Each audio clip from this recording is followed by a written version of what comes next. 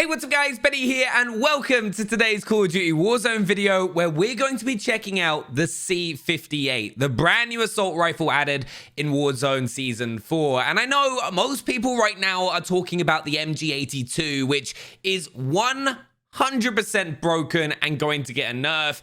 However, once that has happened, I think we could potentially see a new king of the assault rifle meta, the C58, which is definitely now better than the CR56 Amax. And it's a breath of fresh air because now not everyone is running the Amax. And it's actually quite nice to have a wide option of assault rifles to use for mid to long range, as practically a whole ton of the Cold War assault rifles and LMGs are now viable for that mid to long range.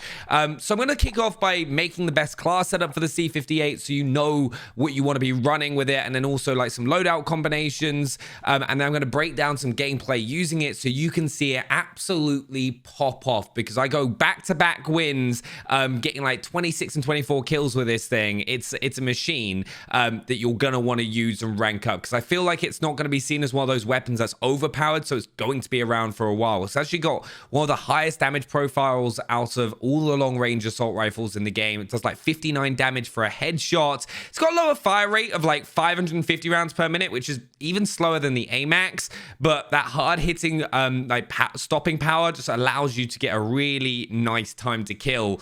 That's kind of like it's faster than the Amax.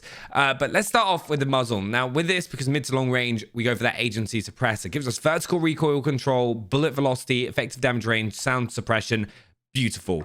Now we all know the barrels got upgraded in Season 4, and now the 18.5 Task Force barrel is also going to give you horizontal and vertical recoil control. It's now almost like a barrel, so you don't actually need to run a barrel with almost all the Cold War assault rifles now if you don't want to. You can for like an extra little bit of accuracy if you need it. However, it's not a requirement anymore. So the 18.5 Task Force is going to go on there. Then you can have an underbarrel if you want to, have a field agent grip. In the gameplay that you watch, personally, I wasn't using a barrel. Could help in some situations, but it's not necessary. The optic is the VLK 3 times. Well, not the VLK 3 times, the actual arms 3 times. Then I go for the ammo. I go for the 55 round mag.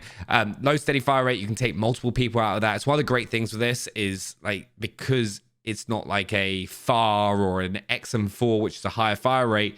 Like a clip lasts quite a while, and you can comfortably take down 2 to 3 players without needing to reload.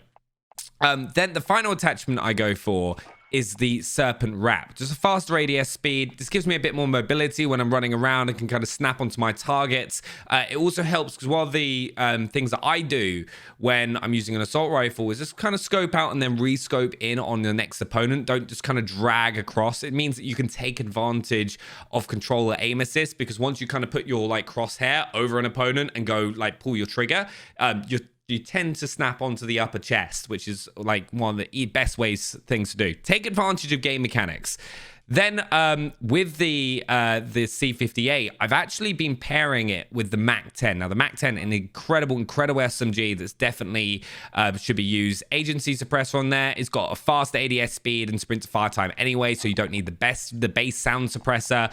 So the agency suppressor is going to work out better. 5.9 Task Force barrel, target team spotlight rather than the SOF target designator, because I don't really hip fire at all with Cold War SMGs, so that's going to give you faster movement speed and aim walking movement speed, so you can kind of pre-aim into a corner. It works really nicely, or when you're trying to be quiet going up some stairs, you can just aim down sight, move. Beautiful.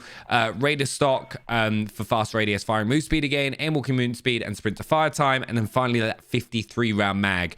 And I use the Gallantry blueprint for that better iron sight. But honestly, these weapons combined, absolutely incredible. I'm now going to go ahead and break down some gameplay so you can see how you need to be using the C58. Now, another one of the great things with the C58 in Season 4 is it is also one of the weapons that is ground loot in the game. And I think that's one of the big things. Let me know in the comments if you agree or disagree that this season, the ground loot is the best that it's ever been. There isn't anything right now that I look at and I'm like, that is horrible. There is no way I am using that. But things like the QBZ, the C58, the MG82 is incredible. Like, look right there. Though, to be honest, the image on the C58 is still a bit bugged, and I don't really like the 4x scope on it.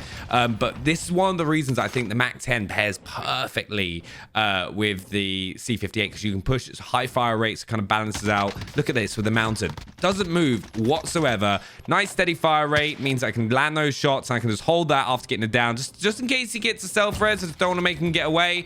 Then overlook while Tom pushes up, and then I can crack this person as well. Nice and easy. Remember to try and mount, even with a gun that doesn't move much like the C58. If you mount, it's going to help you out. Here, mantling around, learn climb spots, going to help you. And because of the damage drop-off of the C58, it doesn't actually receive any damage drop-off till after 25 meters without any of the attachments. And then it drops down to like 55 for a headshot. It gives you such a fast time to kill. And because of that slow fire rate, right, it's so easy just to track someone, just land those shots consistently. Not as much as the MG82, no, but this is a lot easier to use than the Amax. I think that was always a big thing with the Amax, is there was a skill curve to it. Like, the Amax was difficult to control at certain times because it bobbled. This does not do that. I think they've almost kind of overtuned all the the Cold War barrels of that recoil control. Once again, Tom's go down here. This sort of position, I love doing this. Like, kind of hold the rock. They don't necessarily know exactly where I am. I hold the power position. If I get caught there, that stun grenade hits me and I'm dead and I'm in the gulag. Here, just hold that wall. Know the guy's got a self-res because there's only 2 of them, because we've got the harp from one of the satellites. Another new addition in Season 4 for those that don't know. If you complete the recons that you can find, these brand new kind of like satellites on the ground, you get 2.5 grand each, as well as the opportunity to either get a loadout drop marker or a harp. They did remove the vehicles temporarily because, like, you know, there's people going invisible, which, you know, anytime they add a turret to a vehicle, that seems to happen. Once again, hold the position. Love it. Absolutely steady, easy kill to pick up that wipe with the C58 here. And now, once again, I'm just kind of like holding the gas as much as I can. And like, that's where it is, because I'm in that close range and getting that top tier damage profile. And that's one of the big things they said with the description of this gun. High-powered close range assault rifle. It's kind of quite a versatile weapon, which could surprise a lot of people. But that high damage rate is just going to allow you to get like 5 to 6 bullet kills quite consistently. And even with a slow fire rate of 550, like, you can just take people down so easily, because every bullet takes a huge chunk of damage out of an opponent. And this is one of my proudest plays. Pop the dead silence, push into the left-hand side. I know there's a squad inside of here. Peek the door, finish the kill, even though that proximity mine. Now I just kind of dip out as quickly as I can and plate and repeat from a different angle. Now, because of that dead silence, I know I'm safe here, so I can kind of look through. Should have thrown my thermite there to cause a bit of panic. That was a small error on my part.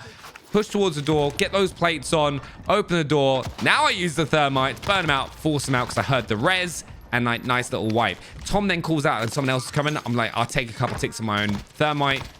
Nice, easy pick up of the kill to get up to 24 kills. And now we know we've got the power position on the map on top of the gas station, where the C58, I'm not losing this. Right, there's nice little steady shots. And as I said earlier, if you think you need that field grip just to really control it, like, for me, it doesn't move too much, but it becomes even more of a laser beam with that grip. Go ahead and do that. You can try both. If you think you can handle the recoil and it works for you, go for this build. It gives you a bit of a faster ADS speed, which I quite like. But that's the first win. And now I really want to showcase why I pair the MAC-10 with it, because right here, jump out of the vehicle, kind of make sure I hug the wall so I go over the wall so I don't have to do a mantle animation. Down that guy, can then switch to the C58 to knock someone off a head glitch. There aren't many guns that can do that. So, well, there kind of are now. There's the MG82, the Stoner, and then also the C58 that don't move at all. And I've started trying thermites a little bit more, rather than just C4s and Semtexes, just because of the benefit that thermites actually have on locking off certain map positions. And like, look at this. Thanks to that mobility and movement speed that I get with the MAC-10, can just push people. It's such a fun gun to use. I felt out of love with it for a while because it was so overpowered when it first got added into the game with the Cold War integration. But now, right, it's a pretty great balanced all-round SMG. It's got that high fire rate to complement the C58. Here, for example, get those shots on. Now I've chunked a huge amount of health off that person. So I'm like, use that jump up, push in, high fast strafe speed, finish off the kills, and here, just pause a moment, right? I know that they're not on my sides because of previous fights. Get those plates on, and I'm just listening. Is he self-resing? Is he got a teammate coming up? Push down, quickly check my corners, wait a second, and then finish kill. See him on my map pushing across, throwing that nade out the window, and right behind him. Sadly, I hate those stairs. Sometimes you just get stuck on them. I could have killed him so much cleaner. Thankfully, he picked the kill up there. And around this area as well, it's something I've started learning is the advantage of like pause. I get quite lucky there. Caught him on like a weapon transition. I think he was checking his heartbeat actually. And goodbye. Forgot to shoot. I should have shot it first, but once again, Mac 10, it shreds. It is so good. And then pushing around the flank. Here, like, I knew this was happening because Tom called out, and I kind of went around this right-hand side to pick that kill up. And now, really, I'm just kind of like looking to kind of always watch those transitions that are coming in. And sadly, they haven't nerfed the sun. The sun is still hard to kind of see. Get those shots off. And like, I think that is one of the biggest elements of the C58 is, you know, every bullet you're landing, you're doing a lot of damage. They're gonna have to put a full plate on, and also chunks into that second plate, which is people don't. Oh, right, hold on. Holding that line, getting those shots off. No, this guy's self-resing, so I'm like kind of just try and get a little edge up and pre-fire just so one bullet gets into him. But that's what a lot of people don't take for granted is when you have certain weapons that do like 59 damage, you chunk into the second plate enough where one headshot, right, means that someone has to put 2 plates on, even though you've done 59 damage. And that kind of really takes up a lot of time from enemy players.